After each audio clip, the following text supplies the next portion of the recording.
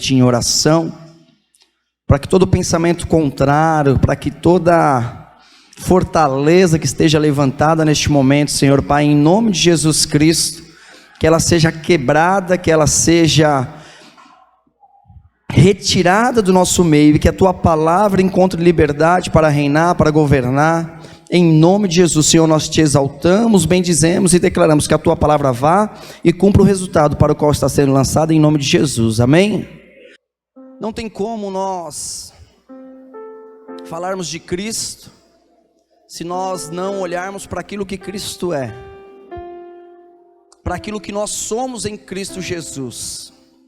Se a pergunta fosse nesse momento, o que você é em Cristo? Qual seria a sua resposta? Talvez filho, talvez justo. Mas quando nos reunimos como igreja, entre irmãos, qual seria a resposta? Não existe uma resposta talvez melhor do que a igreja é o corpo de Cristo.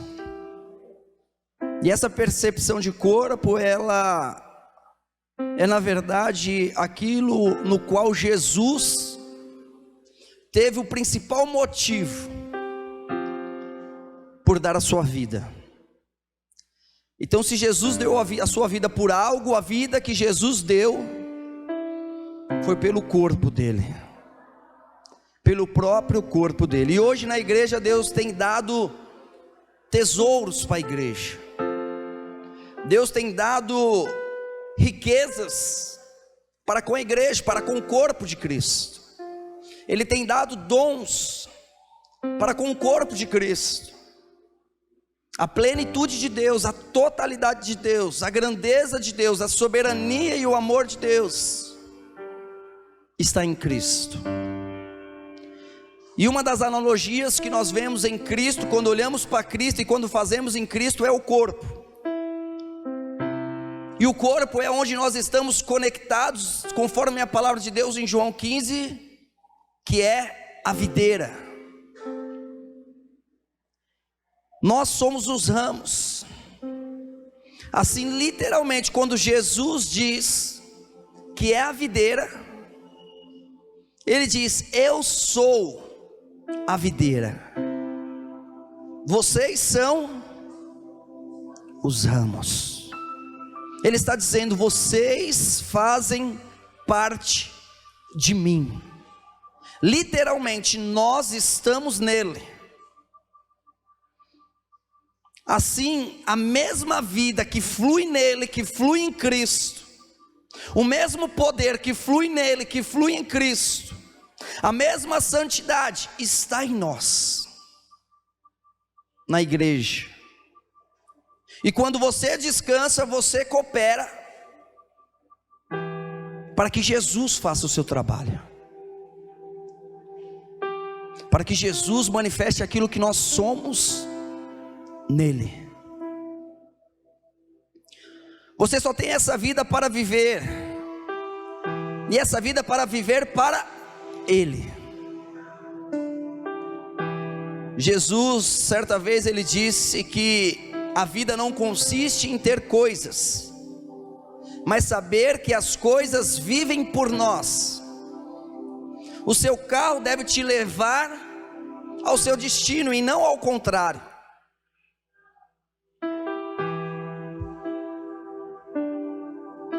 No livro de Timóteo, a igreja é chamada não de corpo, mas é chamada de casa de Deus, coluna e firmeza da verdade.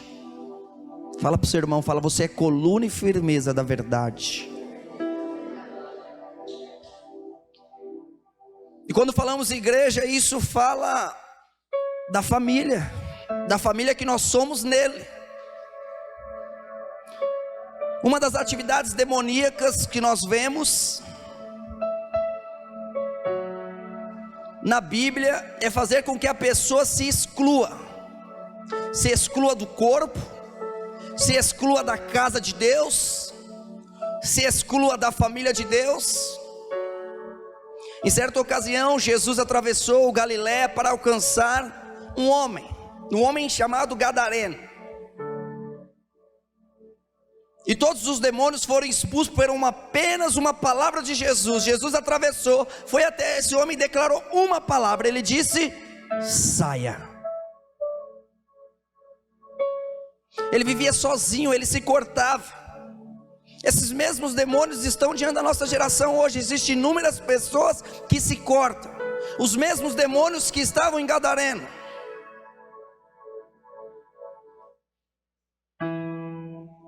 A palavra de Deus diz que ele queria seguir Jesus após ser liberto desses espíritos. Mas Jesus disse: vá para casa e diz que o Senhor teve compaixão de você.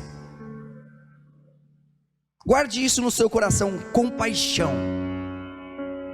A compaixão segue o ministério de Jesus. E toda vez que você vê nas escrituras compaixão, Jesus está lá. Pode não citar o nome dele, não pode ser a pessoa dele, mas quando você ver escrito compaixão, pode firmar os teus olhos e dizer: eu vou encontrar Jesus aqui, porque ele está aqui. Creia na graça e não se distraia dela. O que o Senhor tem nos entregado é algo muito precioso. Aquilo que ele tem revelado para com a vida da igreja é algo muito precioso. Deus entregou o seu Filho, e seu Filho nos amou. A graça não vai forçá-lo a isso. Jesus espera que o convidemos. Jesus espera que esta geração o convide a entrar, a reinar, a banhar com o vosso sangue. Quando nós olhamos para os ensinamentos, nós vemos o ensinamento do arrebatamento, por exemplo. E o ensinamento sobre o arrebatamento é algo que a igreja esqueceu. No livro de Apocalipse fala a respeito das 7 igrejas. Começa em Efésios, e o problema lá era os nicolaítas, que quer dizer conquistador do povo. A 7ª igreja era a Laodiceia, que é a nossa geração, é a rica, né? Você diz que é rica, mas é pobre. Você diz que enxerga, mas é cega. Coexistia com Filadélfia, que era uma igreja irrepreensível. Cuidado para não colocar a sua segurança no dinheiro. Cuidado para não colocar a alegria no dinheiro. Alegria com aquilo que tem no banco, ou com aquilo que tem para receber. Mas esta noite eu venho declarar algo. O noivo está chegando. Aleluia. E com o Espírito que hoje habita em nós, há de termos revelação daquilo que Ele é. Revelação das Escrituras com começo, meio e fim. Aquele que era, que é e que há de vir. O fato de ser noiva hoje somos noivo. Assim, do jeito que você é. Mais manso, mais bravo, mais alegre, não tão feliz. Você é noiva. A igreja é a noiva. E o fato de ser noiva fala das afeições do matrimônio. Fala do amor, do momento em que você enxergar o Senhor, o seu corpo será transformado. Entenda isso. Uma das bênçãos que nós vamos receber na volta de Cristo, no arrebatamento, é um corpo transformado. Esta é a nossa herança que receberemos, amém? Nós falamos da herança de Abraão, e essa nós tomamos posse hoje. Reinamos em vida, mas existe uma herança que nós vamos receber no ar. No momento em que Jesus vir, Ele não vai pisar, será no ar, mas nós iremos subir. E no momento em que subir, nós vamos receber por herança um corpo transformado. Muitas pessoas me perguntam: Mas aquela pessoa está morrendo, pode ser curada, mas aquele está doente, mas esse está sofrendo. Sabe por que ele está passando por isso? Porque essa é uma herança que nós vamos receber quando ele voltar. Esse problema já não existirá mais. Esse assunto já não será mais compartilhado entre familiares, entre amigos. Esta é a nossa herança que receberemos, e isso quer dizer agora que nós temos deste lado do céu tudo aquilo que Jesus veio conquistar. Esse lado Jesus foi, mas desse lado ele deixou tudo o que ele veio para conquistar. Começo, meio e fim, ele veio e conquistou. Exceto o corpo glorificado. Existem existem duas coisas que Deus abomina. Duas coisas. Quais são? Pecado e morte. O pecado foi resolvido na cruz, mas a morte será resolvida no arrebatamento. Não haverá mais morte. Aleluia. E este corpo no qual receberemos não pode morrer, não pode ficar enfermo.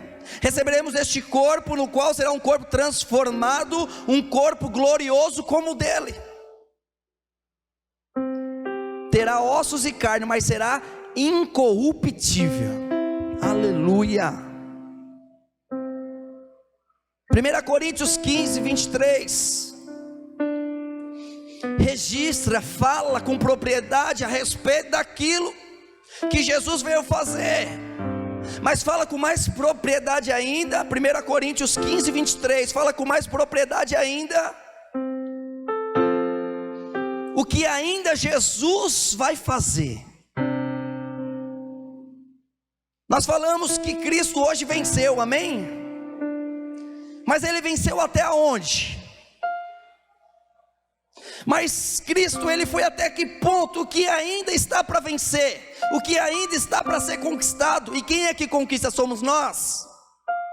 Não, é Ele.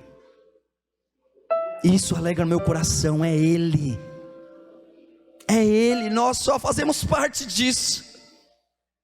Você assistiu um filme onde tem um protagonista e tem aquele monte de figurante, todo mundo envolvido ali?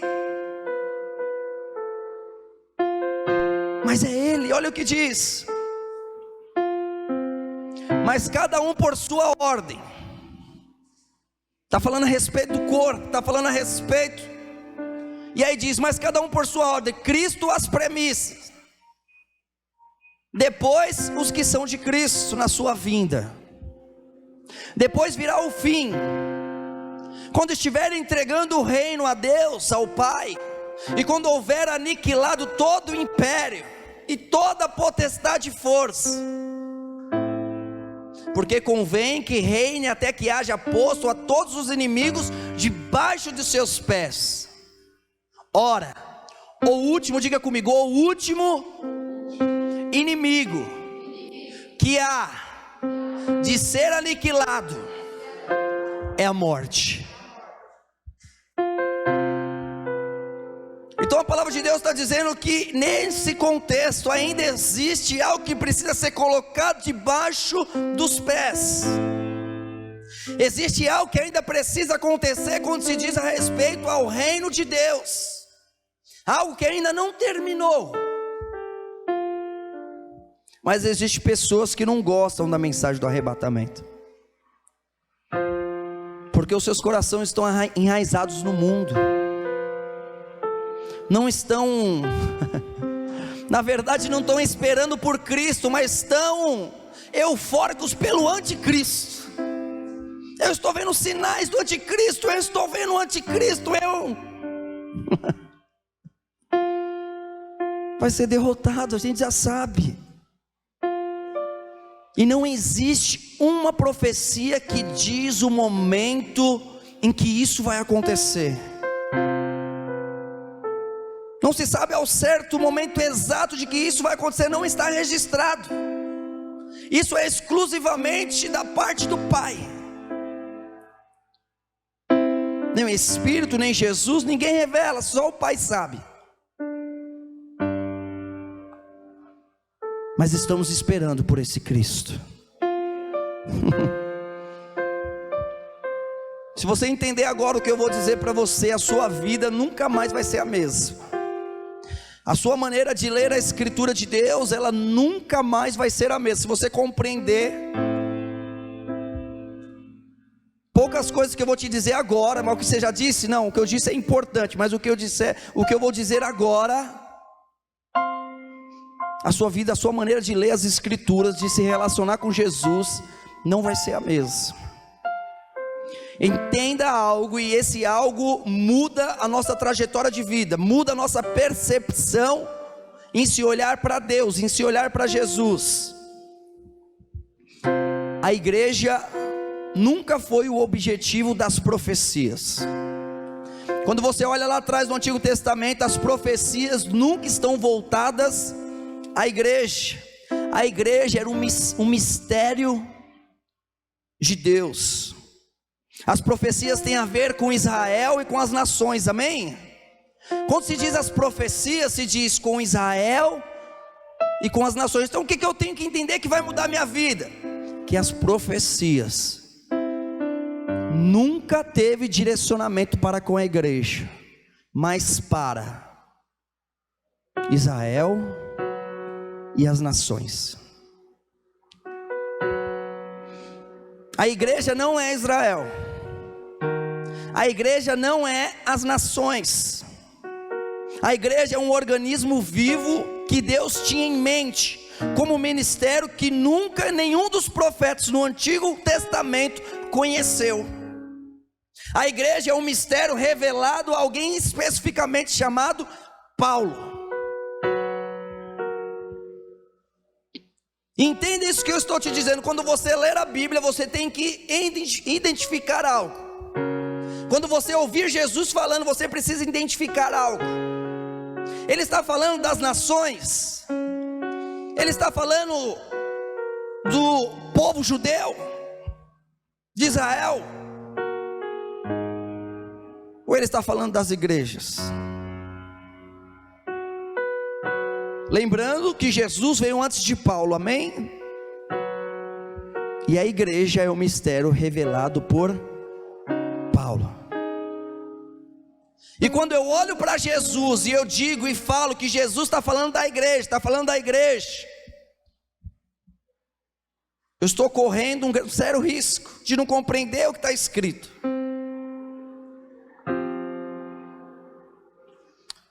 Porque 99% das vezes ele vai estar falando ou de Israel ou das nações gentílicas. O diabo quer que você pense, entenda isso, que isso para nós é muito importante. O diabo quer que você pense que a igreja, falei que a igreja é o corpo, amém? É a casa de Deus, é a família de Deus, é um organismo vivo ligado à videira, o ramo ligado à videira, aonde de nós, todos nós temos essa proporção e esse envolvimento, aonde tem manifestação de dons, de riquezas, de glória, de poder. Aonde que tem isso? Em nós, como igreja. Mas o diabo quer que você pense que a igreja é um prédio com vitrais lindos, com uma torre feita de cimento e tijolos, que parece sério na sua liturgia, mas isso não é a igreja. A igreja é composta por eu e você, e é o mais ungido e mais bem sucedido organismo vivo do universo, vivo e bem sucedido. Fala para o seu irmão, fala, você é um organismo vivo e bem sucedido. Aleluia. E quando eu olho para a igreja, eu vejo mais, eu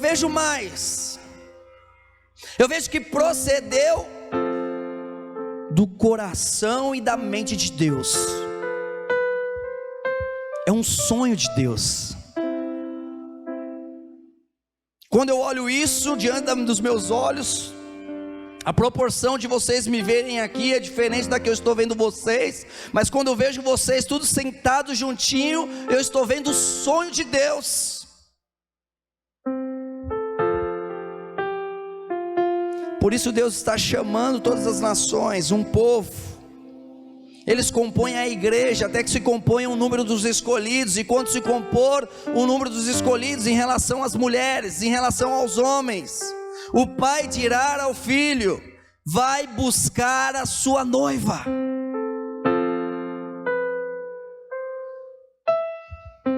E eu quero te dizer algo, que a justiça está do nosso lado, por causa de Jesus. Nunca se esqueça disso. A justiça, ela tem lado, e ela está do lado da noiva. Não existe condenação para aqueles que estão em Cristo Jesus. E pela justiça de Deus, devemos chegar com ousadia. Se achegue a Deus com ousadia, se achegue às verdades do Evangelho com ousadia. Como disse agora há pouco, para não menosprezar aquilo que Jesus fez. 2 Pedro 3, do 1 ao 9.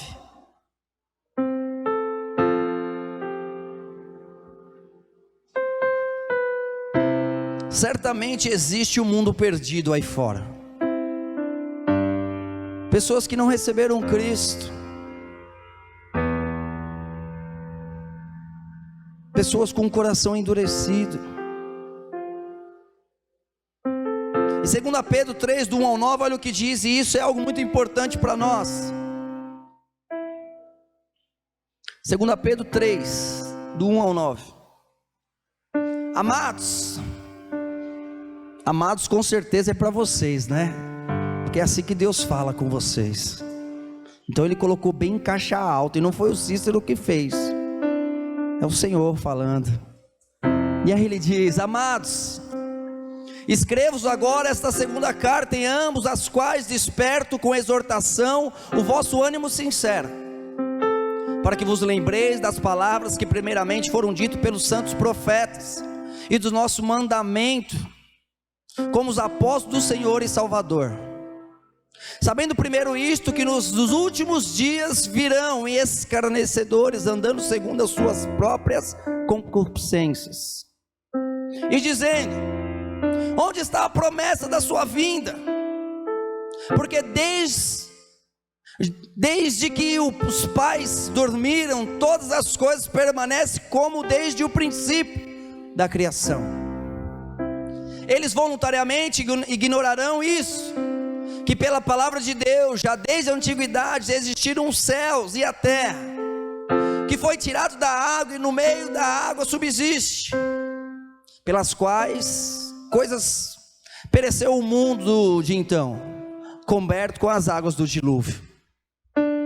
Mas os céus e a terra que agora existem, pela mesma palavra, se reservam como tesouro, e se guardam para o fogo, até o dia do juízo e da perdição dos homens ímpios. Deixa eu te dizer algo, isso aqui não é para você.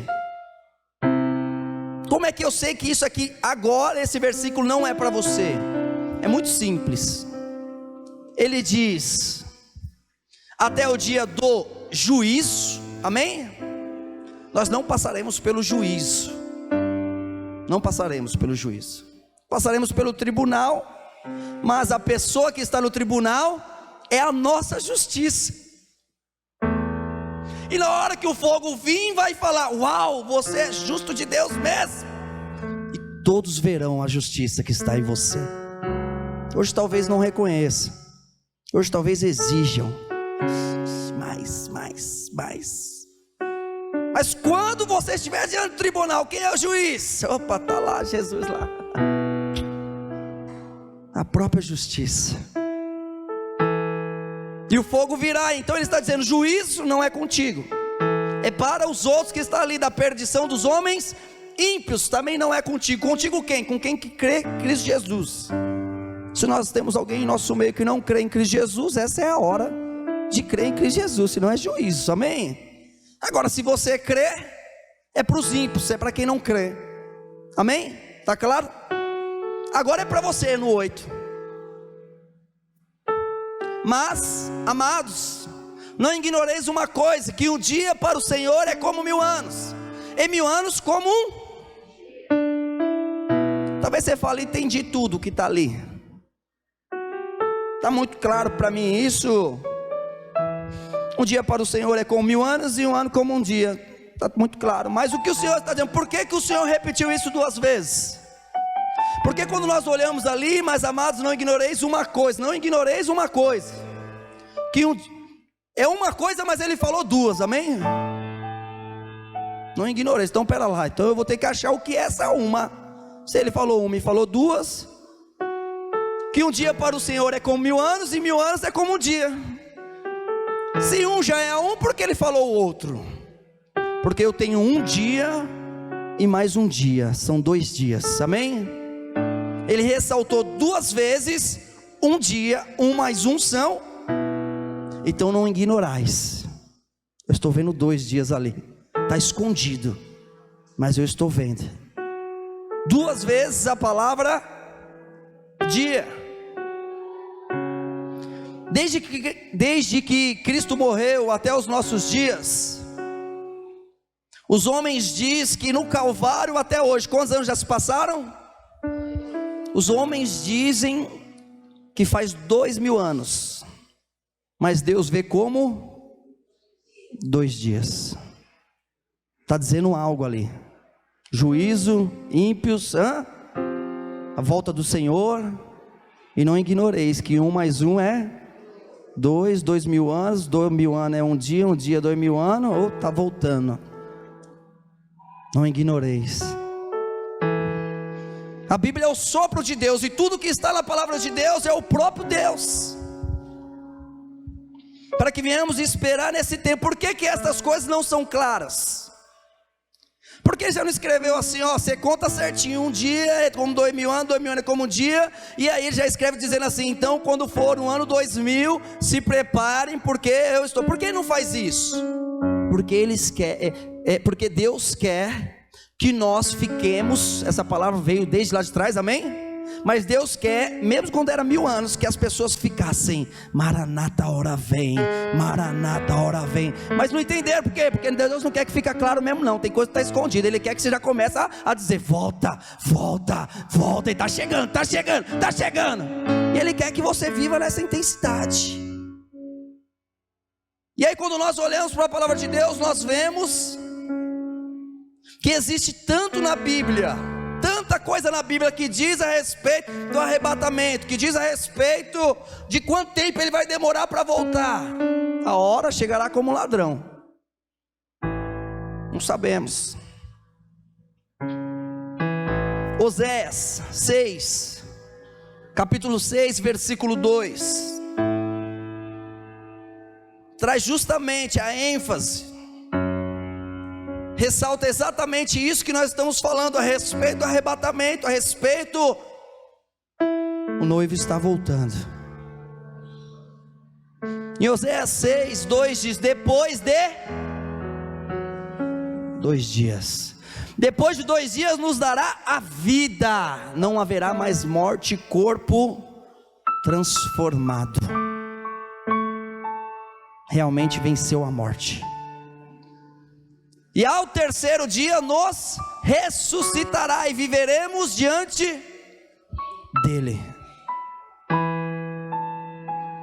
Se foi assim, estamos passando 2000 anos, depois de 2 dias nos dará a vida, quer dizer que você terá vida e viverá diante dele. Igreja, casa de Deus, organismo vivo. Não deixe ninguém trazer dúvida ao seu coração de quem você é. Você é ramo. Diga para a pessoa, fala, você é ramo. Você faz parte de mim, você faz parte do corpo de Cristo. O mesmo poder, a mesma santidade, a mesma vida flui em nós, flui em nós, flui em nós. Não permita que ninguém tire isso de você, porque isso lhe foi dado de graça, pela graça.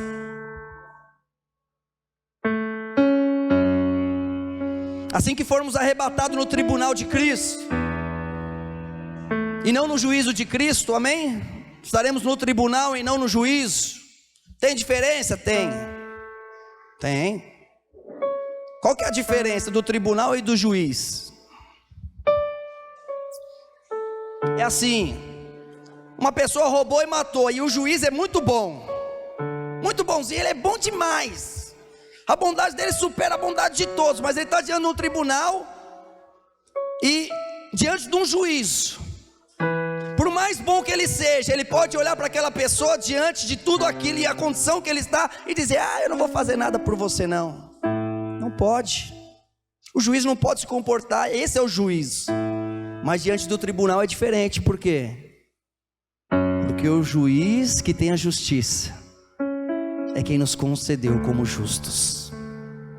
Então não haverá juízo, mas haverá galardão para os que estão em Cristo Jesus, como firme fundamento.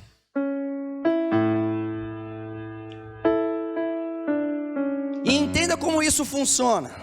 1 Coríntios 3:10. Será como nas Olimpíadas. Quando nós vemos as Olimpíadas gregas, nós vemos que aquele que vencia, ele ganhava uma medalha?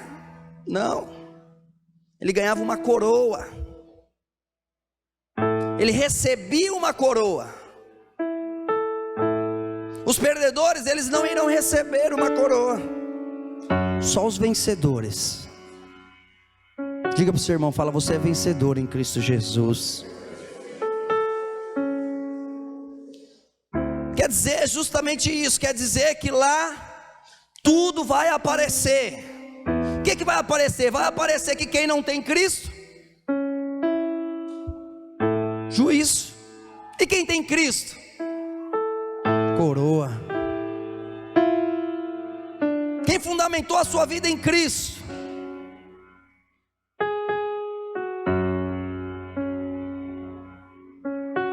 o seu segredo vai aparecer para todos lá. Qual que é o seu segredo? Eu sou justa. Todos vão ver. Minha mãe nem acreditava, tantos anos ficou ao meu lado, não acreditou nunca. Todos vão ver, o segredo vai ser revelado. Isso quer dizer que você construiu o seu ministério, a sua vida. Isso quer dizer que você serviu Deus em amor por Jesus. Não perderá o galardão, mas receberá uma bênção. Não posso explicar tudo porque a nossa mente hoje é limitada, amanhã será ilimitada. Mas posso dizer seguramente que nem todos terão a mesma posição. Isso quer dizer que terá uma posição mais alta? Não exatamente isso. É que receberemos o galardão ou sofreremos perda, mas seremos salvos. O que isso quer dizer? Quer dizer que se você tem 1 milhão para receber, mas desse 1 milhão que você tem para receber, você tem um conjunto de coisas a se cumprir. Mas dentro desse conjunto de coisas que tem para se cumprir, você não cumpriu tudo. Então você vai receber parte disso. E aquele que cumpriu tudo vai receber 1 milhão. Um exemplo assim muito fraco. Muito fraco. Mas quando eu olho para o versículo, isso aqui, o que está escrito, é o que faz a diferença na nossa vida e que traz convicção de sermos vencedores em Cristo Jesus. Está aqui. E diz assim: segundo a graça, diga comigo, segundo a graça. Não existe, deixa eu falar algo, não existe outra forma, não existe te apresentar em outra forma, mesmo que sejam os anjos do céu, anátema, amém? Anátema, amaldiçoa. Paulo disse, mesmo que seja eu ou qualquer anjo do céu, anátema, amaldiçoa. Graça por você tem a ver com ele, amém? Existe um cabeça, existe alguém que governa esse lugar.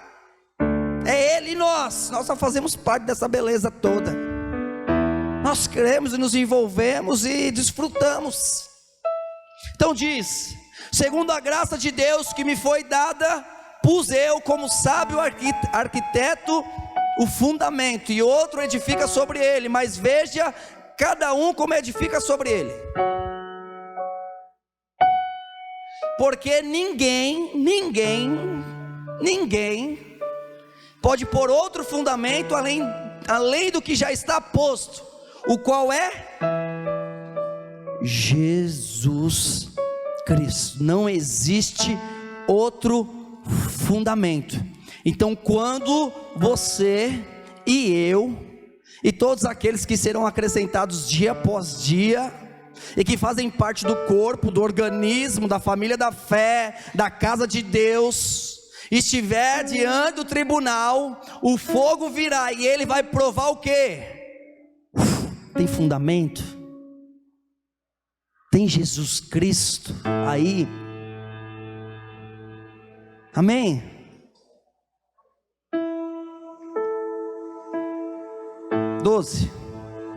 E se alguém sobre este fundamento formar um edifício, sobre qual fundamento formar um edifício? Jesus Cristo. É tudo por Ele, para Ele.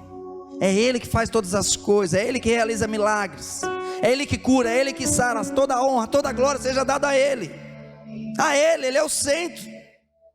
Onde 2 ou 3 estiverem, eu estou no meio deles, eu sou o centro da vida deles. Este é o fundamento.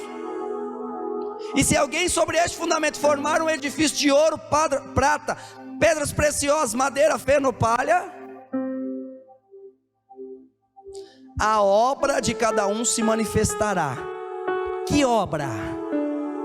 Qual é a minha obra hoje? Eu estou aqui hoje falando com a igreja. Qual que é a minha obra? Que fundamento eu trago para a igreja? Cristo, Jesus Cristo, aquele que veio da descendência de Davi. Davi pereceu, mas aquele que veio é Jesus Cristo. Esse morreu, esse ressuscitou, e junto com ele, todos aqueles que creem, ressuscita junto. E o sangue liberta, o sangue cura, o sangue sara, o sangue dá esperança, da vida. É esse o fundamento. Essa obra de cada um se manifestará. Na verdade o dia declarará. Mas por que está dizendo isso? Porque pode acreditar, muitos dizem: Senhor, Senhor, em teu nome nós expulsamos demônios, em teu nome nós profetizamos. Ele vai dizer: arreda daqui, porque eu não te conheço, tu que praticas iniquidade. Quem é que pratica iniquidades? Quem não tem o sangue. Amém? Mas eram todos discípulos. Não, se era discípulo, ele não pode falar que viu iniquidade, porque às vezes é isso que ensina através desses versículos. Fala, é tudo discípulo. E o Senhor os rejeitou. Não era discípulo, porque o sangue não estava ali. O versículo termina dizendo: Senhor, Senhor, arreda-te, porque eu não te conheço. Como assim? Expulsei demônio. Não só expulsei demônio, como eu profetizei em teu nome. Deus fala: arreda, não te conheço. Você que pratica iniquidade, você que não tem o sangue, você que não é justo em mim, mas caminha pela obra da lei. Porque se pela lei você vive, pela lei você será julgado. E aí quando eu volto para cá, o que eu vejo? Eu vejo que na verdade o dia declarará. Não sou eu, não é você. Nós não estamos nessa condição. Estamos na condição de proclamar as boas novas de Deus. Mas diz: o dia declarará, porque pelo fogo será descoberta, e o fogo provará qual seja a obra de... Mas vai provar o quê? Que você ora demais? Que você é muito bom? Que você perdoa com facilidade? Vai provar que você é um cara muito esforçado e que soa muito a camisa diante de Deus? É isso? Esse não é o fundamento que foi dito versículos antes. O fundamento é Cristo, Jesus Cristo, Jesus Cristo. Próximo. Se a obra que alguém edificou nessa parte permanecer, esse receberá galardão. Mas como que irá permanecer? Se bater e ver lá, você é justo, você levou algo adiante, você teve uma vida diante de Deus. Diante dessa vida você creu em Jesus, você serviu por amor a Jesus.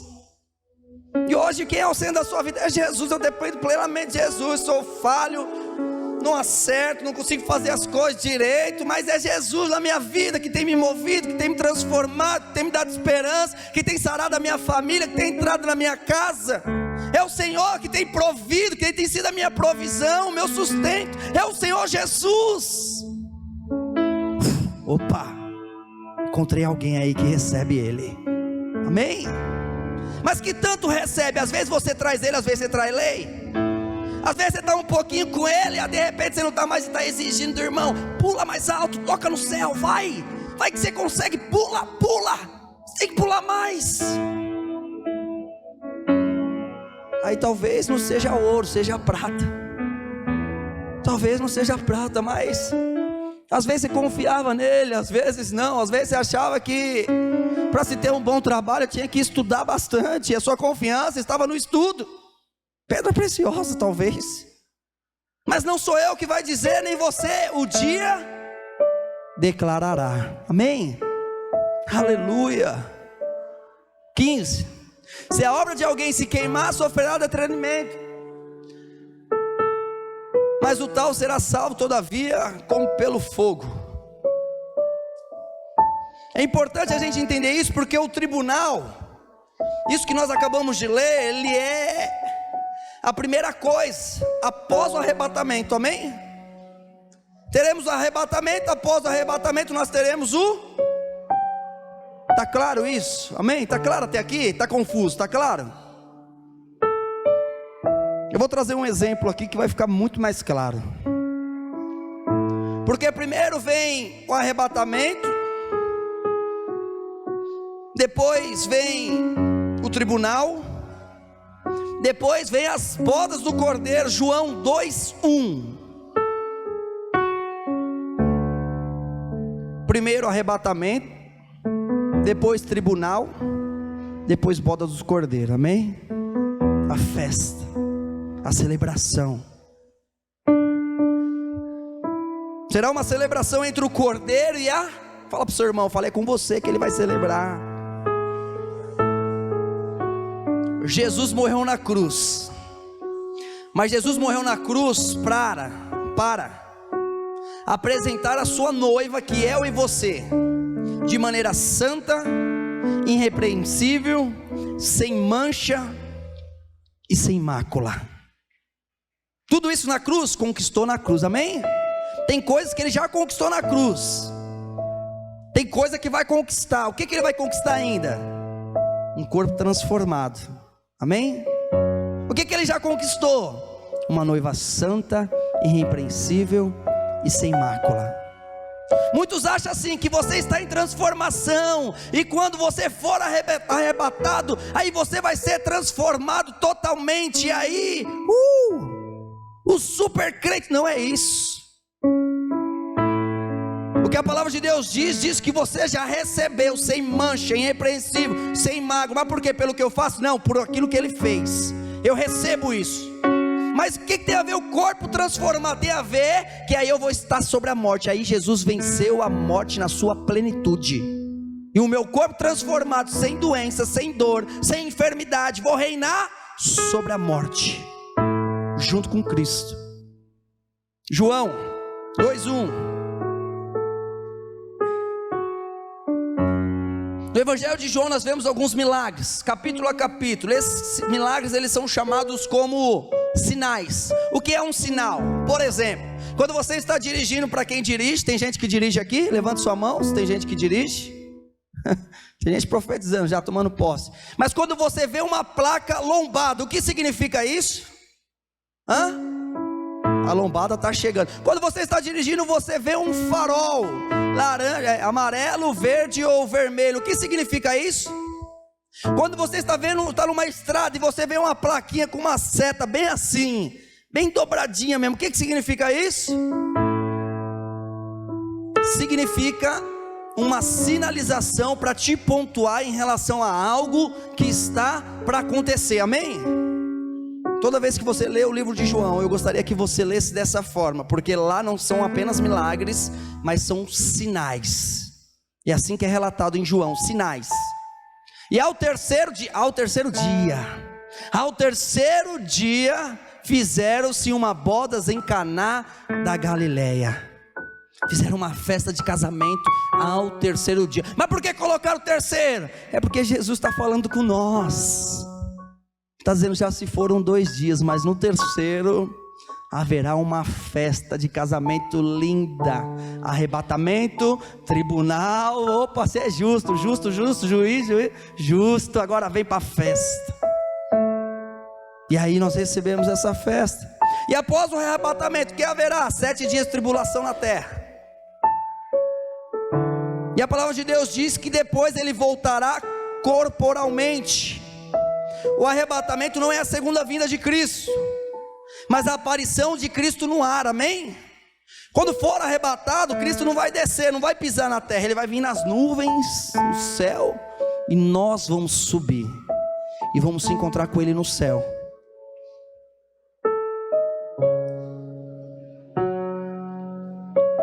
As bodas, como dissemos, enquanto nós estamos em festas, no casamento do cordeiro, da noiva, na terra, o Espírito Santo vai ser retirado, e 7 anos de tribulação, e o pior virá nesses 7 anos.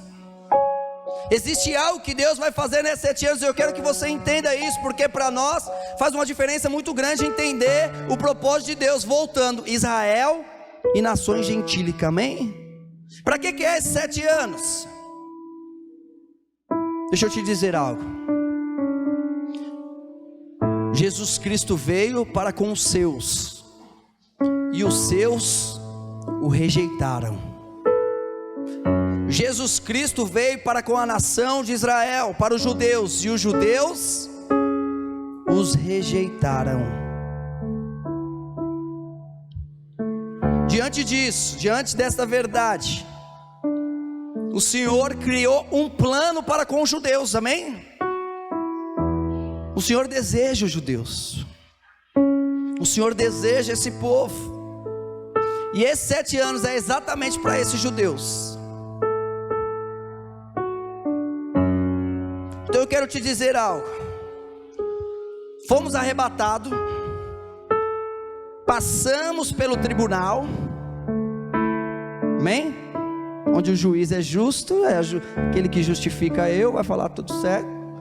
Passamos pela boda do cordeiro, o Espírito Santo é retirado, mas depois Jesus volta. Mas para que Jesus volta e aí sim ele pisa na terra? A palavra de Deus dá no mínimo 3 motivos para isso. 1, para resgatar Israel antes que o anticristo acabe com a nação de Israel. Então ele vai vir antes que o anticristo acabe com tudo, ele vem para resgatar essa nação. E aí 2, ele vem para destruir o anticristo. E 3, ele vem para tomar o trono de Davi, que deveria ser dele, com justiça, equidade, misericórdia, bondade, juízo, amor, esperança, todos os impérios, todos os domínios, todos os governos. Então ele será realmente o Senhor das nações, amém? Porque quando ele veio para tomar o trono de Davi, alguns reconheceram: filho de Davi, tenha misericórdia de mim. Mas o trono que era seu, rejeitaram. Não vamos entregar esse trono para ele, amém? E ele vai voltar para tomar esse trono, para pegar o seu trono.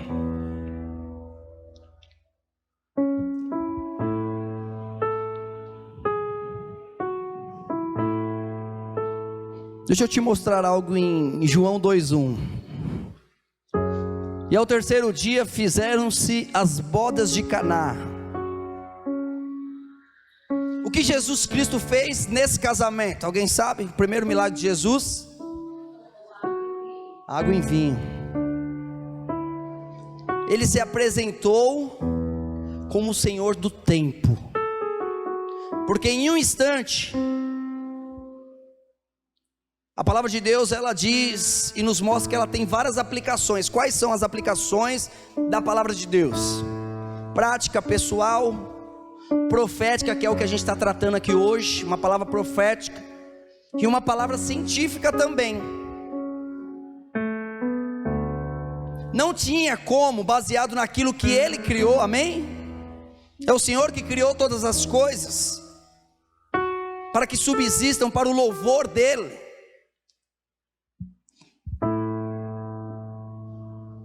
Não tinha como Ele fazer algo, mas como Ele criou, Ele fez e determinou algo. Baseado no tempo, Ele criou, mas o que Ele fez naquele momento? O Senhor criou algo, Ele disse assim: primeiro você planta, depois você rega, depois você colhe, depois que você colher, você pega essa uva e transforma ela em vinho, de uma certa forma, amém? Ele que criou toda a metodologia, mas Ele se fez Senhor do tempo, por quê? Porque Ele fez aquelas uvas se tornarem vinho, sem ao menos desistir, em muito menos de uma hora, o Senhor do tempo.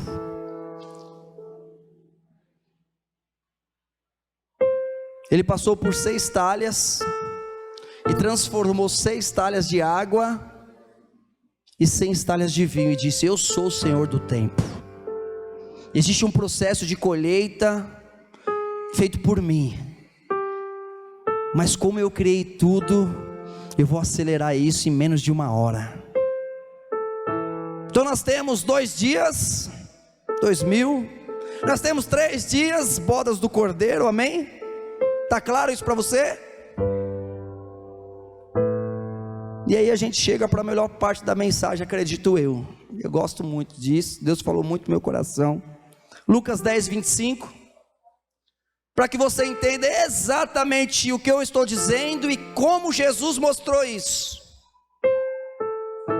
Aqui conta uma história que nós já conhecemos, mas eu quero te apresentar o plano de fundo, eu quero te apresentar os bastidores dessa mensagem. Aleluia.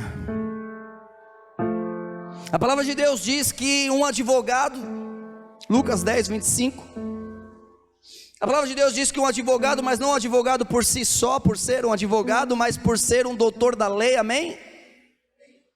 A hora avança, então eu já vou direto a esse ponto, porque é um ponto primordial para compreendermos e termos revelação de quem Cristo é, termos revelação da volta de Jesus Cristo. A palavra de Deus diz que um homem, mestre da lei, conhecedor da lei, veio até Jesus, e ele veio experimentar Jesus. Fala para o irmão que está do seu lado, fala: ele veio experimentar Jesus. Aleluia. E ao vir experimentar Jesus, ele fala assim: Jesus, mestre, como que eu faço para herdar a vida eterna? Aí Jesus disse para ele: como tu lês? Ele lia as escrituras, ele lia as leis de Moisés, amém?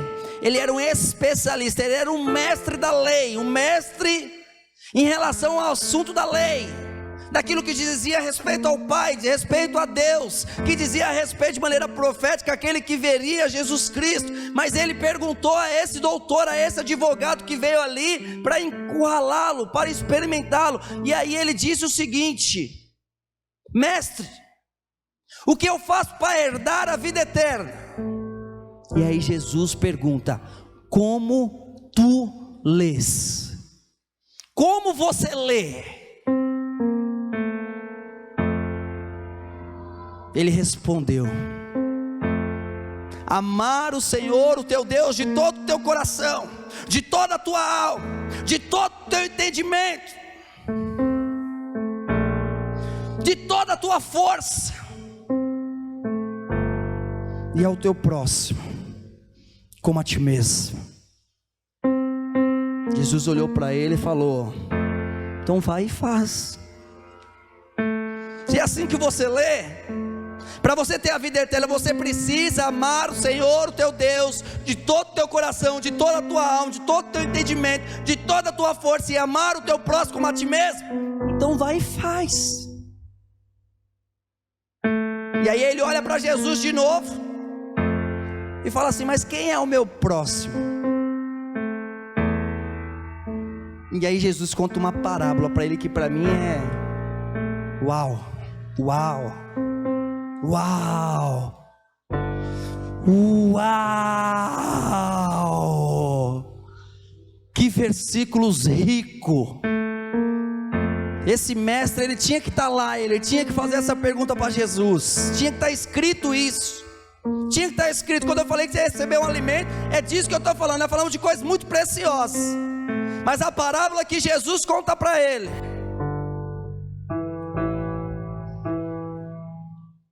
são coisas poderosas, do reino, da volta, do arrebatamento, de quem Cristo é.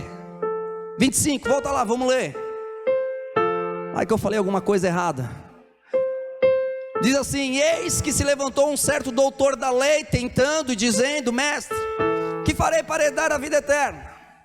Ele diz que está escrito na lei, como lês? E respondendo ele diz: amarás o Senhor teu Deus de todo o teu coração, de toda a tua alma, de todas as tuas forças, de todo o teu entendimento, e ao teu próximo como a ti mesmo. E disse-lhe: respondeste bem, faze isso e viverás. Ele, porém, querendo justificar-se a si mesmo, disse: Jesus, e quem é meu próximo? E respondendo Jesus disse: descia um homem de Jerusalém para Jericó e caiu nas mãos dos salteadores, os quais o despojaram e o espancado retiraram, deixando meio morto. Amém? Meio morto. Ao estudar Israel, você vê na parte geográfica de que ele dizia que essa pessoa que foi assaltada, ela descia, amém? Descia da onde? De Jerusalém para Jericó. Quando você olha para as escrituras, ao estudar as escrituras, você percebe que essa descida realmente era uma descida muito perigosa. Era uma descida onde verdadeiramente os salteadores roubavam as pessoas lá. Então Jesus pegou aquela situação que realmente acontecia e começou a narrar essa parábola, começou a falar a respeito destas coisas. Mas quando nós vemos isso, nós vemos que Jerusalém, que é citado aqui, é o lugar de Deus, amém? Jerusalém é o lugar de Deus, e Jericó é o lugar da maldição. Josué, em certa ocasião, amaldiçoou Jericó, pronunciou maldição a Jericó. Nós vemos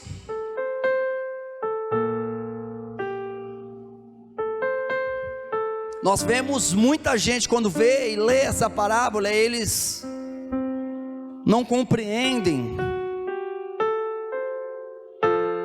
Eles acham assim: Deus determinou o primeiro mandamento. Qual que é o primeiro mandamento? Amar a Deus acima de todas as coisas, amém? Esse é o primeiro. Mas Jesus, ele não determinou esse primeiro mandamento, ele determinou outro: amar o teu próximo. O mandamento de Jesus é amar o teu próximo, mas não era isso que Jesus estava dizendo, mas foram o que muita gente durante gerações compreenderam e repassaram e trouxeram essa falsa verdade. As palavras de Jesus, quando você escuta Jesus dizer algo, ela existe em inúmeras camadas, ele precisa ser encontrado. Você precisa ir retirando as camadas e se aprofundando em relação àquilo que Jesus tem, que Jesus é. Então leia com cuidado, porque com certeza você vai encontrar ele, vai encontrar o verdadeiro tesouro. Toda vez, entenda isso, nós falamos inicialmente a respeito da casa de Deus, do corpo, da igreja, mas toda vez que você deixar o lugar de Deus, o que é o lugar de Deus hoje? A igreja, amém? Esse é o lugar de Deus, é como Deus move, é pelos ramos que a glória de Deus é manifestada hoje. Mas toda vez que você deixa o lugar de Deus, que hoje é a igreja, Você vai para a cidade de maldição, você desce. Você coloca os seus anseios no mundo, o seu prazer, a sua satisfação nas coisas do mundo, dizendo: se eu fizer isso com o meu corpo, eu sou mais feliz. Se eu colocar essa roupa em mim, eu sou mais feliz. Se eu tiver um trabalho melhor, eu sou mais feliz. Se eu receber um aumento, eu sou mais feliz. Se eu comprar um carro novo, eu sou mais feliz. E você está fazendo o quê? Você está descendo a casa de Deus em direção a Jericó. Está numa direção errada. E toda vez que fazemos isso, nós caímos entre salteadores. O diabo é o pior salteador que existe. Entenda isso comigo e leve isso muito a sério, o que eu vou dizer agora. O cristianismo não é religião. Não é religião. Mas o diabo transforma em religião, para roubar você, para entristecer você, para colocar peso sobre você. Ele quer tirar você das verdadeiras alegrias da vida cristã. Versículo 30. E respondendo Jesus disse: descia um homem de Jerusalém para Jericó e caiu nas mãos dos salteadores, os quais despojaram e espancando se retiraram, deixando meio morto. Diga comigo, meio morto. De quem está falando meio morto? Deixa eu te dizer algo. Quem? De quem que está falando? Samaritano. Eu fui encontrado meio morto. Meu coração batia, eu tinha sentimentos, mas totalmente desiludido com a vida, sem esperança, sem saída, sem vigor, sem alegria, vazio. Meu coração batia. Se me levasse no médico, eu ia falar: esse jovem não tem nada, não tem pressão alta, não tem diabetes, não tem dor no corpo. Mas eu te garanto, eu estava meio morto. E quando Jesus está trazendo nessa parábola, ele está falando de alguém que foi encontrado meio morto. Ele está falando de nós e daqueles que ainda serão encontrados por ele meio morto. Aparentemente não estão, mas internamente, no profundo da sua alma, estão.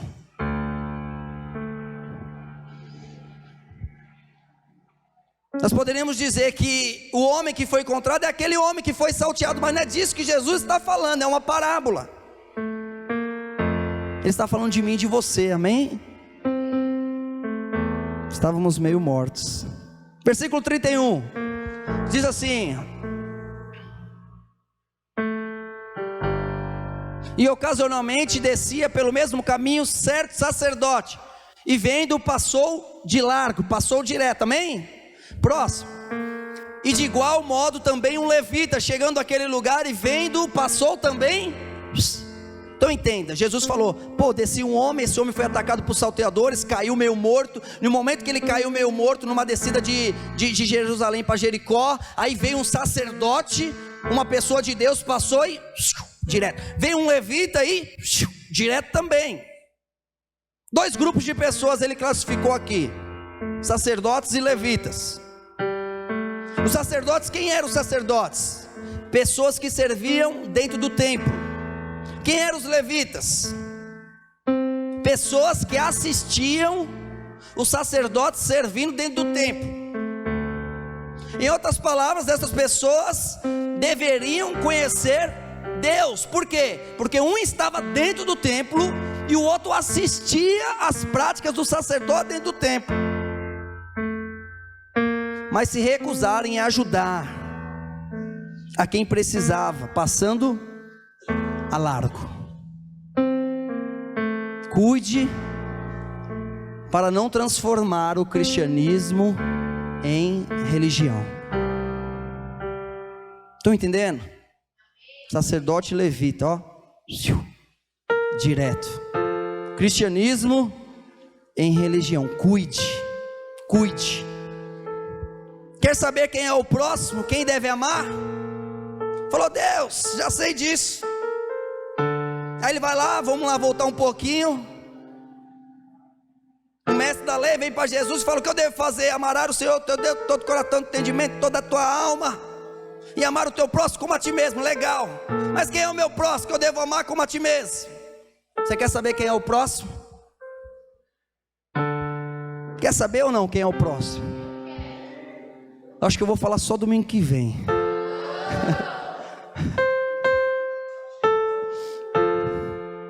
(33) Mas um samaritano que ia de viagem chegou ao pé dele e vendo, moveu-se de íntima. Você percebeu quem apareceu na história? Você tem duas possibilidades. Eu oro para que você não tenha lido o samaritano, mas tenha lido íntima compaixão. Enxergue ele, veja ele, porque ele acaba de entrar na história. O nosso protagonista, o Rei dos Reis, Senhor dos Senhores, aquele quem governa esta igreja, aquele que é a videira e nós estamos nele como um ramo, como corpo de Deus. Ele entra sendo chamado da pessoa que tem íntima compaixão. E aí nós vemos nesse versículo quem entra na história, mas você precisa entender quem é. Porque o samaritano,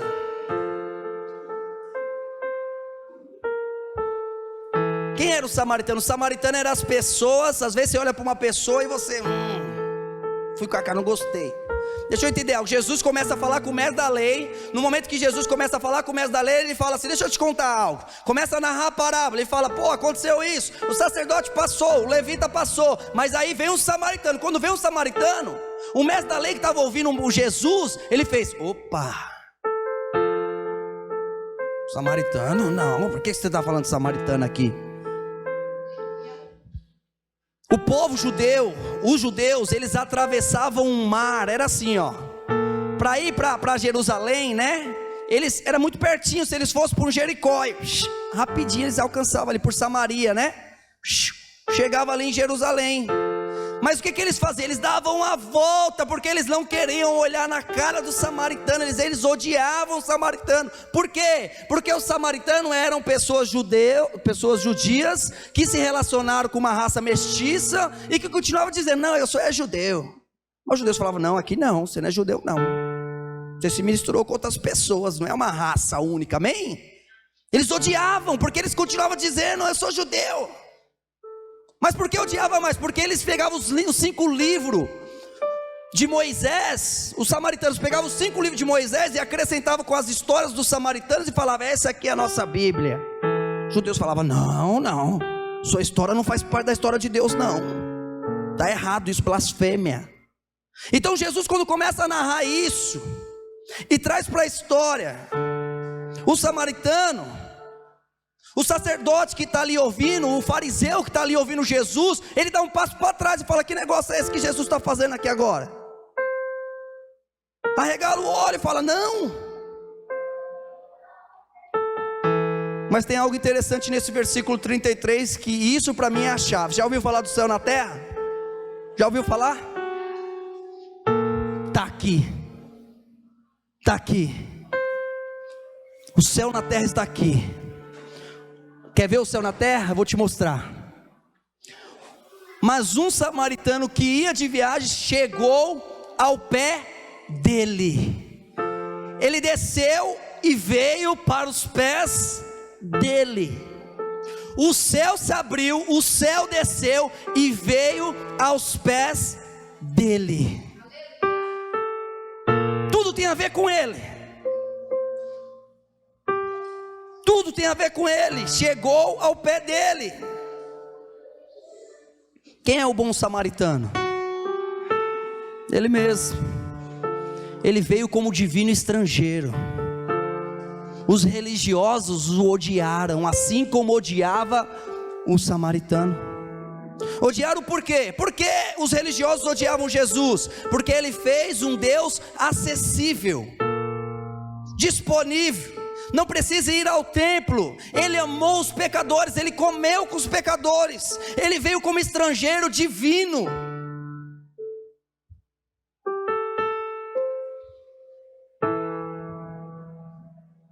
Ele é o todo desejado. E aí, quando eu digo que o céu se abriu e veio aos pés dele, eu digo também, se Deus não estivesse vindo para onde nós estamos, entenda isso. As pessoas vão dizer, você precisa fazer, você precisa se posicionar, você precisa orar, jejuar, você precisa suar a camisa, você precisa andar de joelho, você precisa dar cambalhota, você precisa pular mais alto, você precisa esticar mais o seu braço. Mas deixa eu te dizer algo que esse versículo diz: o céu desceu e se achegou ao pé dele. O que está dizendo? Está dizendo que se Deus não tivesse vindo para onde nós estamos, nós não poderíamos ir para onde Ele está. Ele veio para nos buscar. Se Ele não tivesse vindo, nós nunca, entenda isso, nunca, fala para o seu irmão, nunca.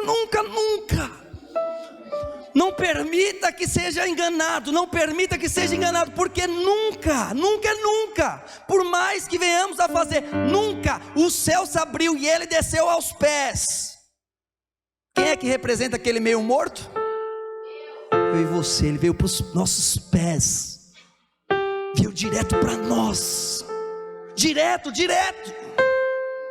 Todo sistema religioso diz, faça isso, faça aquilo, cumpra 7 passos, cumpra 8 passos, depois se esforce mais um pouquinho, agora dá um pulinho, dá uma giradinha que agora vai. Você viu, rapaz, é a graça de Jesus, que assim você vai receber a vida eterna, que assim você vai reinar com Cristo, vai, é Ele. Aquele cara que caiu quase morto, você viu ele fazendo algo até agora? E nem vai ver, porque aquele é eu e você. Mas entenda, porque tem mais. Porque quem é o próximo?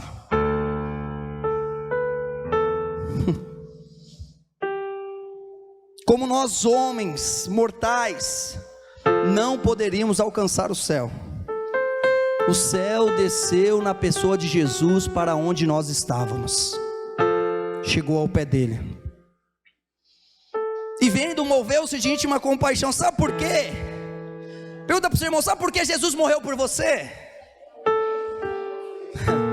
Porque Ele teve compaixão. Sabe por que Ele recebeu o seu juízo e as suas penalidades? Porque Ele teve compaixão.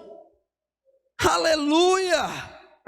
Ele teve compaixão de você, Ele teve compaixão da sua família, da sua esposa, dos seus filhos, Ele teve compaixão. Agora veja isso, e eu quero que você enxergue isso nessa parábola. Quantas vezes foram tomadas uma atitude pelo homem, quase morto, que significa eu e você? Quantas atitudes foram? Nenhuma. E quantas atitudes foram tomadas pelo Senhor, representado pelo samaritano? Todas até agora. Todas até agora, e tem mais. E tem mais. Lembre-se que nós estamos falando de arrebatamento, amém? 34. E aproximando-se, atou-lhes as feridas. Cuidou das feridas. Será que alguém já chegou a Cristo ferido? Eu cheguei. Ainda mais, porque é isso que Jesus faz. Ele ata as feridas, Ele traz cura. E aproximando-se, atou-lhes as feridas, destinando-lhes azeite e vinho. Fazemos a ceia em memorial de Cristo. O que significa o vinho? O sangue sendo derramado sobre aquele que estava meio morto, e pondo-lhe sobre a sua calvadura, levou para uma estalagem. Diga estalagem. O que é a estalagem? É uma hospedaria. O que é a hospedaria hoje? Diga, sou eu de novo aqui como igreja. A gente recebe, manda mais, Senhor, para nós, que nós somos a estalagem, os hospedeiros. Nós recebemos esse povo aí. Somos nós, trouxe nós aqui, aproximando, atou-lhes as feridas, deitando-se azeite, vinho, pondo sobre a sua calvadura, e levou para uma estalagem e cuidou dele. Quem fez tudo? Jesus. O Senhor veio para onde Ele estava, não foi nós que fomos. Ele atou as nossas feridas, o óleo, o vinho, a alegria do Espírito foi colocada dentro de nós, e colocou Ele, sabe aonde? Quer ver onde Ele colocou Ele? Põe no 35. Volta de novo para o 34. Agora vai para o 35. Estou brincando, 34.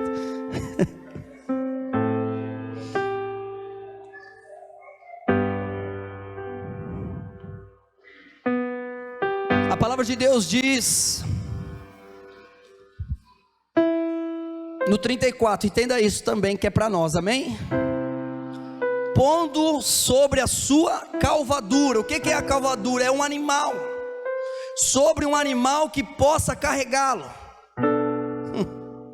Jesus está dizendo assim: eu sei que está quase meio morto, eu vou cuidar de você, das suas feridas, óleo, vinho, vou sarar, mas não vou fazer só isso não. Agora eu vou te colocar em cima desse animal, porque você não vai andar mais. Eu vou andar, eu vou descer do animal, eu vou andando, mas você vai em lugar de descanso, você vai em lugar de cuidado. A palavra de Deus diz que ele vai em lugar de segurança, ele vai sobre o animal, ele não precisa andar, não precisa se esforçar. Agora você precisa orar, agora você precisa, sabe por que a sua vida está assim? Porque você não ora, você precisa orar, ora que tudo vai mudar. Não, você está sobre um animal, e agora o animal te leva para a hospedaria, aonde você vai ser cuidado pela vida de Deus. Aleluia, tanta coisa linda, mas quem é o meu próximo?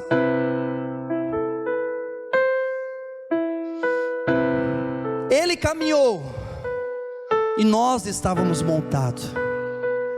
Agora não permita que ninguém diga: desce daí, vai caminhando você. Não receba isso para a sua vida. Não é esse Cristo, não é esse Jesus para nós, não é. Não está escrito. Se me mostrar onde está escrito, eu acredito. Nos trouxe para a estalagem que representa a igreja, cuidou dele. O samaritano deveria ter levado para Jerusalém, amém? É lá que ele ia ser amparado, lá que tinha a medicina, lá que tinha o guento, lá que tinha os remédios, era Jerusalém. Mas Jerusalém havia rejeitado, e ele levou para a estalagem e cuidou dele. Versículo 35 diz assim: e partindo no outro dia, tirou 2 dinheiros. Diga comigo, 2 dinheiros. Está vendo 2 aí de novo? Era importante que você visse lá no começo, para que você entendesse aqui. Tirou 2 dinheiros e deu ao hospedeiro, e disse-lhe: pera lá, quem é o hospedeiro? Diga eu, como igreja, amém? E deu aos hospedeiros e disse: cuida dele, e tudo que demais gastares eu te pagarei quando? Galardão. Deixa eu ver o que você fez aqui, porque agora eu vou colocar uma coroa sobre você. Aleluia. Mas deixa eu te dizer algo poderoso, porque o que ele está dizendo? Ele está dizendo assim, que a pessoa quase morta, ela veio, foi entregada aos hospedeiros, que é a igreja. Mas ele não está dizendo assim: esforça, tira do teu bolso, tira da tua casa, tira da tua geladeira, tira do seu celeiro, tira e agora sai distribuindo. Não, ele não está dizendo isso. Ele não foi até a hospedagem e falou: por favor, cuida dessa pessoa para mim, eu não tenho R$1 para te dar, faz esse favor aí, você tem um monte de quarto vazio. Ele não disse isso. Nós somos a igreja. Sabe o que significa 2 dinheiros? Significa 2 denários. Em Mateus 20, sabe o que está dizendo? Está dizendo uma parábola onde Jesus diz que 1 denário representa 1 dia de trabalho, amém?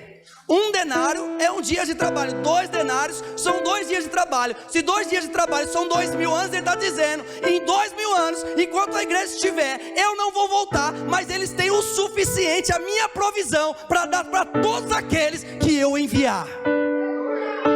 Meu Deus, isso é poderoso demais, demais. Nós temos provisão de Deus, nós temos 2.000 anos de provisão de Deus. Aleluia, aleluia, aleluia. Mas ele está dizendo assim: se você se achar bom o suficiente e achar que você está tirando muito do seu dinheiro, está achando que as coisas não vêm de mim, quando eu voltar, eu vou te dar mais. Eu vou te dar mais. Cuida dele, e tudo que demais gastares, eu te pagarei quando voltar. Quem vai voltar no ar para arrebatar a igreja? Aleluia, aleluia. Cuida dele, tudo que gastar, você tem provisão suficiente. Eu não tenho dúvida quando eu digo isso. Você tem a provisão suficiente de Deus. Então ame o povo, cuida do rebanho, e quando eu voltar eu te pagarei galardão. 1 Coríntios 3,14. 1 Coríntios 3,14 diz: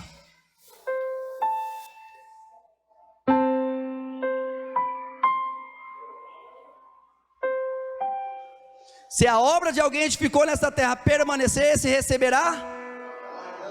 Quando eu voltar, se você achar que já, eu vou te dar, fica tranquilo, porque eu vou voltar, diz o Senhor. É um noivo, o noivo está voltando, e nós somos a noiva.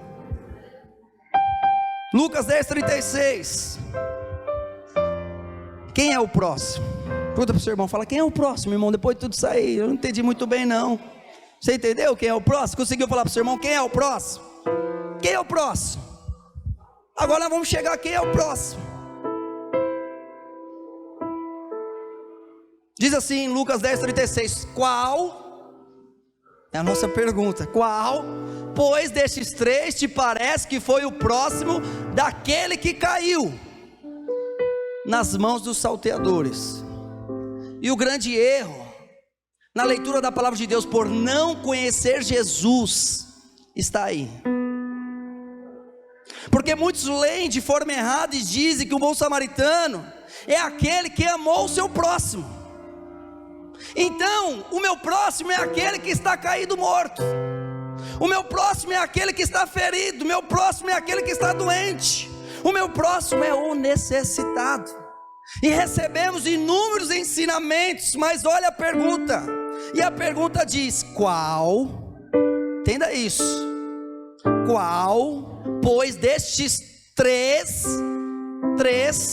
parece que foi o próprio daquele homem que caiu nas mãos dos salteadores? Ele não perguntou qual destes três amou o seu próximo, amém? Ele não disse qual desses três amou o seu próximo, ele não disse isso. Jesus voltou para ele e disse com uma outra pergunta. Deixa eu ver se você entendeu, o mestre da lei, agora. Você leu de uma forma errada já as escrituras, mas viva dessa forma e viverá. Se é isso que você crê, se você vive pela lei, você vai ser julgado pela lei. Mas se você quer saber um pouquinho mais, qual desses três parece que foi o próximo daquele que caiu? Eu vou te ajudar nisso. Qual dos três parece que foi o próximo daquele que caiu? O sacerdote, o levita ou o samaritano? Deixa eu te dizer algo, nós temos que amar o próximo, ou qual destes é o próximo? Nós lemos muitas vezes, e muitas vezes não entendemos, porque Jesus está dizendo assim: amar o seu Deus.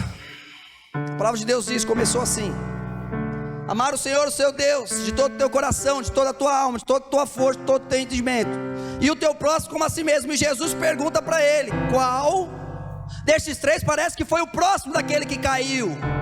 O samaritano. Mas ele não está dizendo para amar aquele que caiu, mas ele está dizendo para amar o próximo, que foi eu. O samaritano foi o próximo, então ame o samaritano, ame a mim, já que você não me enxerga. Ame a mim. Então quem é meu próximo? Jesus é o meu próximo. Jesus disse tudo isso para dizer para ele: eu sou o próximo, sou eu. Mas depois de tudo isso, ele foi para o versículo 37. E ele disse: o que usou de misericórdia para com ele? Disse, pois, Jesus. Ele respondeu: aquele que usou de misericórdia por ele. E aí ele diz: pois, Jesus, vai e faz a mesma coisa. Vai e ame o samaritano que você tem rejeitado. Vai e ame o estrangeiro que você tem rejeitado. Vai e faz o mesmo por mim. Coloque-se de pé em nome de Jesus. Vem cá a banda. Não, a banda pode ficar aí, pode ficar no seu lugar mesmo, a banda. Pega na mão do seu irmão do seu lado. Aleluia. Aleluia. Eu falei tantas coisas, mas essas coisas se resumem no arrebatamento do Senhor. E diante do arrebatamento do Senhor existe um que é o cabeça dessa igreja, e é Ele que conduz tudo. Aquele que caiu meio morto, Ele continuou lá e foi tratado e não fez um movimento sem qualquer. E esses somos nós diante de Jesus. Não quer o seu esforço, não quer o seu suor, não quer o seu sofrimento, mas entenda que você está sendo suprido pelo Senhor. Entenda que você é hospedagem de Deus hoje, você é casa de Deus hoje, você é ramo na videira, ramo em Cristo Jesus hoje, e você tem 2 denários que representam salário para 2000 anos. Aleluia. Feche seus olhos, começa a declarar, começa a abençoar o ramo que está ao seu lado. Se veja como ramo de Deus, começa a declarar a vida no Espírito, começa a agradecer ao Senhor por aquilo que Ele é. Reconheça, fala: Senhor, eu reconheço como o próximo, e eu coloco diante de Ti, eu coloco diante do Senhor, eu entrego-me diante de Ti, reconheço como o próximo, e eu amo a Ti, e eu desejo a Ti, e eu quero a Ti, Senhor. Eu declaro diante da vida desta igreja uma grande hospedaria, provida pelo Teu reino, provida pela Tua glória, pela Tua misericórdia, pela Tua graça. Nós não abrimos mão, nós não negociamos, nós descansamos, nós encontramos paz, nós encontramos provisão, e diante de Ti o noivo está voltando, o noivo está voltando, e diante dessa verdade, ó Jesus Cristo, como noiva do Senhor, nós oramos, nós declaramos: Maranata, Maranata, Maranata, Maranata, ora vem, Maranata, ora vem. Nós Te exaltamos, Jesus, aleluia. Eu declaro, Senhor, na vida de cada um que está diante, Senhor, desta igreja, da Tua igreja, do Teu povo, Senhor, eu declaro vida no Espírito, eu declaro saúde, eu declaro vigor, eu declaro revelação, que possam olhar para as Tuas Escrituras e ressaltar aquilo que o Senhor é, aquilo que o Senhor faz, a maneira como o Senhor trabalha. Senhor, abre os nossos olhos e revela-Te à igreja, revela-Te, Senhor, aos Teus filhos, revela-Te, Senhor, a nós, para que não sejamos enganados, para que não sejamos enganados, Senhor, Pai, em nome de Jesus. Pai, pelo sangue de Jesus que está sobre nós, nós almejamos sim o tribunal, com convicção da coroa, com convicção do galardão, porque nós somos justos em Cristo Jesus, porque a Tua justiça está sobre nós, está sobre a nossa casa, está sobre a nossa família. A nossa justiça é Ti, Senhor Jesus. Nós descansamos na Tua justiça, nós descansamos no Teu nome, nós encontramos refrigério no Senhor. Nós Te agradecemos, Senhor, pelo alimento, nós Te agradecemos, Senhor, pelo alimento que gera vida em nós, que gera esperança em nós. Tu és bom, Tu és lindo. Aqui está uma igreja apaixonada pelo Senhor. Eu sou apaixonado pelo Senhor. Eu sou apaixonado pelo Teu Evangelho, pelas Boas Novas. Eu sou apaixonado pelo samaritano. Eu abro meu coração diante de Ti, Jesus. Eu abro meu coração diante de Ti, Jesus. Aleluia. Ame a Jesus. Reconheça Jesus. Reconheça. Nós assistimos tudo isso que nós narramos, nós assistimos em nosso dia a dia. É muito real na vida da igreja tudo isso que nós narramos aqui. Tu és bendito, Tu és bom. Eu Te agradeço, Senhor Jesus Cristo, pela noite de hoje. Te agradeço, Senhor, pela oportunidade de estar aqui com os irmãos. Te agradeço, Senhor Jesus Cristo, pelos líderes deste lugar, pelas famílias deste lugar. Eu te agradeço, Senhor Jesus Cristo, pela tua presença que é viva e real e que tem liberdade. Eu te agradeço, Senhor Jesus Cristo, por colocar em nossos corações fome, sede. Queremos beber, Senhor, queremos beber. Queremos beber, queremos mais. Nós queremos mais de ti, mais de ti. Glória a Deus, louvado seja o teu nome santo. Louvado seja o teu nome santo. Amém, irmãos? Que essa palavra possa nos ajudar a cada dia mais encontrar Jesus. Jesus, Ele quer ser encontrado nas Escrituras. Eu reforço isso essa noite. Ele quer ser encontrado. Ele quer ser encontrado, porque cada vez que comemos de Jesus, bebemos de Jesus, mais paz encontramos, mais vida encontramos, mais esperança. E eu quero terminar aqui dizendo que você tem a provisão de Jesus para o seu ministério, para a sua casa. Você tem a provisão de Jesus. E lembre-se, tudo é por meio dele e para ele. Tudo. Em nome de Jesus, amém? E a paz do Senhor para o seu irmão. Desejo uma semana abençoada e diga: você tem a provisão do Rei, a provisão de Jesus. Glória a Deus.